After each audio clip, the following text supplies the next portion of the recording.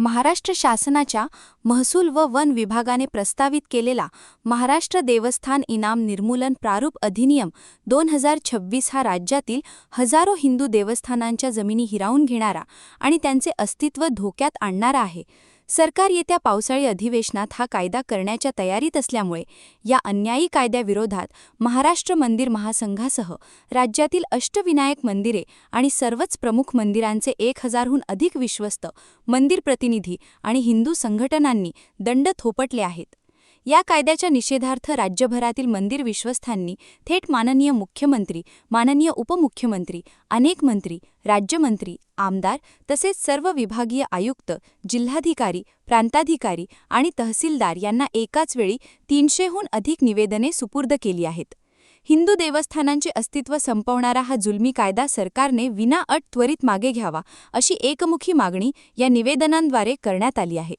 या जनक्षोभाची गंभीर दखल घेत रत्नागिरीचे पालकमंत्री ना. उदय सामंत यांनी सदर कायदा करू नये म्हणून मुख्यमंत्र्यांना पत्र लिहिण्याचे आश्वासन दिले आहे।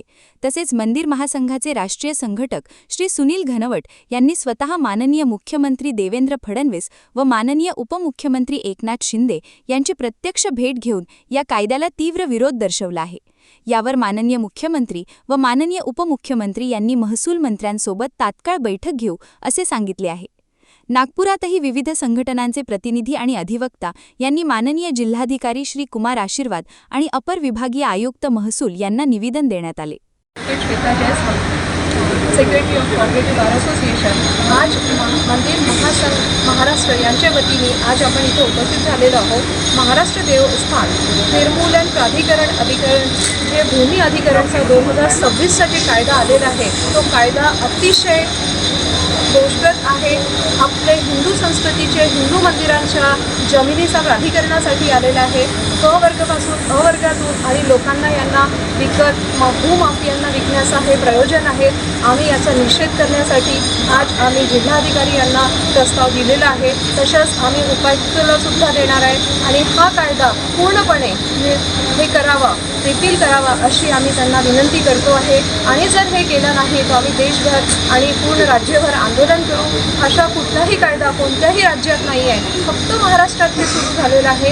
आणि जमीन जे देवस्थानला दिलेली जमीन आहे त्या जमिनी लोकांनी दिलेले आहेत आणि हे देवांच्या नावाखाली दिलेले आहेत। इथं वेगवेगळे कार्यक्रम राबवले जातात, लग्न होतात, लग्न मंडप आहेत, अन्नक्षेत्र आहे आणि हे कुठल्याही प्रकारची जमिनी आपल्या जमीन ग्रहांना देऊ नये अशी आमची विनंती आहे आणि हा कायदा पूर्णपणे रद्द करावा अशी आमचं निवेदन आहे।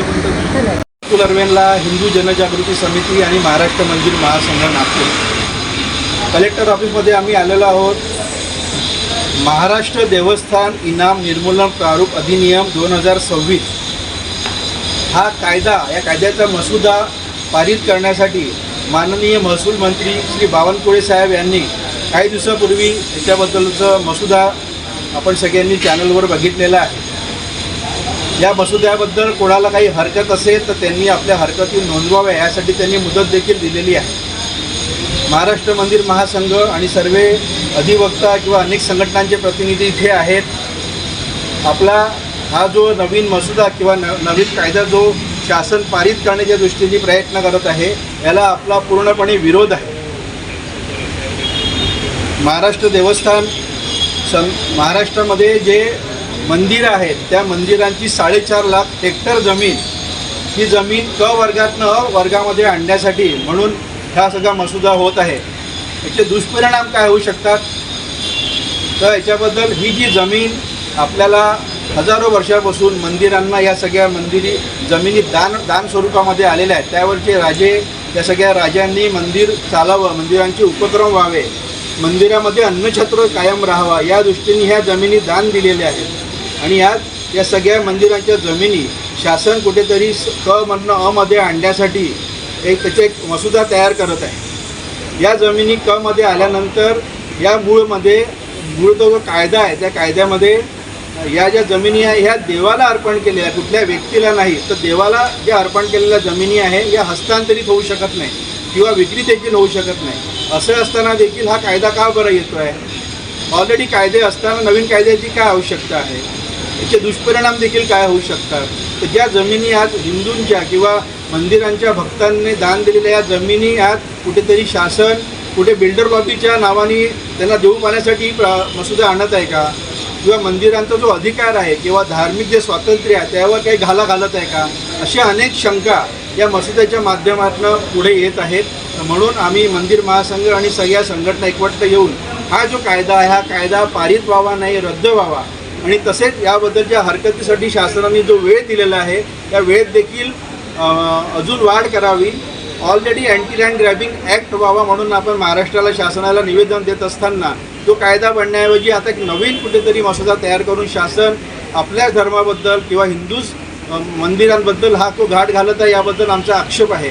आणि याबद्दल शासनाने हा मसुदा पारित नाही व्हावा यासाठी शासनाने हा रद्द करावा, अन्यथा आम्ही महाराष्ट्र मंदिर महासंघ पूर्ण राज्यभर याबद्दल आंदोलन करू. नमस्कार. क्या हुआ बहू? माँ, पाइल्स की बहुत तकलीफ हो रही है. तो तुम गुदरोग सर्जन के पास क्यों नहीं गई? देखो, जैसे हार्ट के लिए हार्ट स्पेशलिस्ट, ब्रेन के लिए ब्रेन स्पेशलिस्ट, तो पाइल्स के लिए पाइल स्पेशलिस्ट क्यों नहीं? स्त्री हो या पुरुष, टॉयलेट में तकलीफ केवल पाइल्स ही नहीं और भी कई प्रकार के गुदरोग तथा कैंसर भी हो सकता है. इसीलिए इसकी प्रत्यक्ष जांच जरूरी है. ठीक है माँ, पर जांच के लिए हम जाएंगे कहाँ? वही काले आयुर्वेदिक पाइल्स हॉस्पिटल में. लेकिन माँ, प्रेगनेंसी में पाइल्स की दवाइयाँ. प्रेगनेंसी में आयुर्वेदिक दवाइयाँ सुरक्षित होती है. जनहित में जारी. काळे आयुर्वेदिक पाइल्स हॉस्पिटल, औषधि चिकित्सा तथा सर्जरी ट्रीटमेंट उपलब्ध. हमारा पता उमरेड रोड, दिघौरी बस स्टॉप के पास, नागपुर. अधिक जानकारी के लिए वेबसाइट पर जाएं kalepileshhospital.com.